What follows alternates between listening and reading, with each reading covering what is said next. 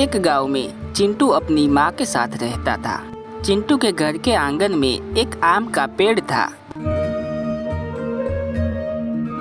चिंटू अपने आंगन के पास खड़े आम के पेड़ पर चढ़कर आम तोड़ रहा था। ये लो माँ, एकदम पके और मीठे आम। अब बस हो गया चिंटू, नीचे आ जाओ बेटा। माँ अभी आया, पहले कुछ और आम तोड़ लो। चिंटू ने बहुत सारे पके हुए आम तोड़ लिए और फिर वो पेड़ से नीचे उतरकर आम खाने लगा। मीठे मीठे आम खाकर चिंटू का चेहरा एकदम से खिल गया। चिंटू, क्या तुम सारे आम अकेले ही खा जाओगे? नहीं माँ, ये बहुत ज्यादा है, आप भी खाओ ना। चिंटू की माँ ने भी आम खाना शुरू कर दिया। कुछ ही देर में दोनों का मन भर गया। बस बस, अब और नहीं खा सकती मैं। हाँ, अब मेरा भी पेट भर गया है माँ। पर अब हम इन आमों का क्या करेंगे?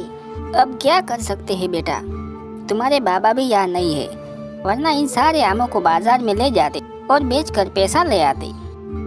मैं भी बाजार जाकर ये आम बेच सकता हूँ माँ। तुम अभी छोटे हो बेटा, और अगर रास्ते में चोरों ने लूट लिया तो? माँ, मैं सारे चोरों को भगा दूंगा। चलिए, मैं शाम तक आम बेचकर वापस आ जाऊंगा, ठीक है? चिंटू आम की टोकरी सर पर रखकर बाजार की ओर निकल पड़ा। लेकिन जैसा माँ ने बताया था, जंगल में दो चोर बैठे थे। चिंटू आम की टोकरी लेकर उसी रास्ते से जा रहा था। चिंटू को अपनी ओर आते देख दोनों चोर खड़े हो गए। चिंटू के पास पके हुए आम देखकर दोनों के मुंह में पानी आ गया।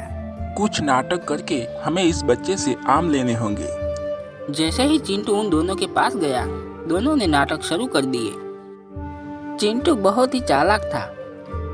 उसे पता चल गया कि ये दोनों आम के लिए ये नाटक कर रहे हैं। चिंटू बोला, अरे मैं तुम दोनों की इससे ज्यादा मदद करना चाहता हूँ। मैं तुम दोनों को सोने के सिक्के देना चाहता हूँ, पर इसके लिए तुम्हें एक काम करना होगा।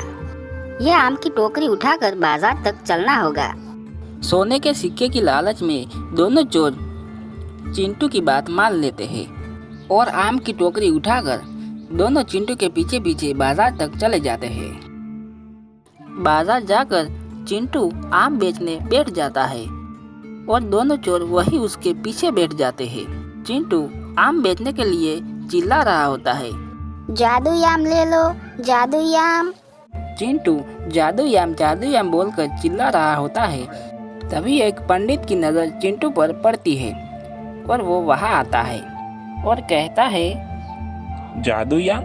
ये तो मामूली आम है, तुम्हें तो इसे मुझे दान में दे देना चाहिए।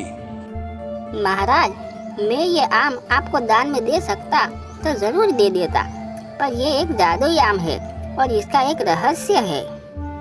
महाराज, ये आम मैंने 2 हफ्ते पहले ही तोड़े थे, लेकिन अभी भी एकदम ताजे हैं। ये आम खराब ही नहीं होते। मैं तो इन आमों को राजा के पास ले जाकर अच्छा इनाम पाना चाहता था, लेकिन मैं एक बच्चा हूँ, राजा तक कैसे पहुँच सकता हूँ? इसीलिए मैं यही बेच रहा हूँ। पंडित जी भी यही सोचने लग गए। क्यों न मैं इनसे ही आम खरीद कर राजा के पास ले जाऊं? राजा खुश होकर मुझे भी कुछ अच्छा इनाम देंगे। पंडित जी चिंटू से सारे आम खरीद लेते हैं और बदले में सोने के सिक्के देते हैं। चिंटू और दोनों चोर सोने के सिक्कों को लेकर जंगल में आ जाते हैं और तीनों में सिक्कों को बांटने की बात करते हैं। तभी चिंटू कहता है, मेरे हिस्से के सोने के सिक्के मैं उसी को दूंगा जो तुम दोनों में सबसे ताकतवर होगा। फिर सिक्कों के लिए दोनों चोर आपस में लड़ने लगते हैं। दोनों लड़ रहे होते हैं, तभी मौके का फायदा उठाकर चिंटू सोने के सिक्कों को लेकर वहां से भाग जाता है और दोनों चोर लड़ते ही रह जाते हैं।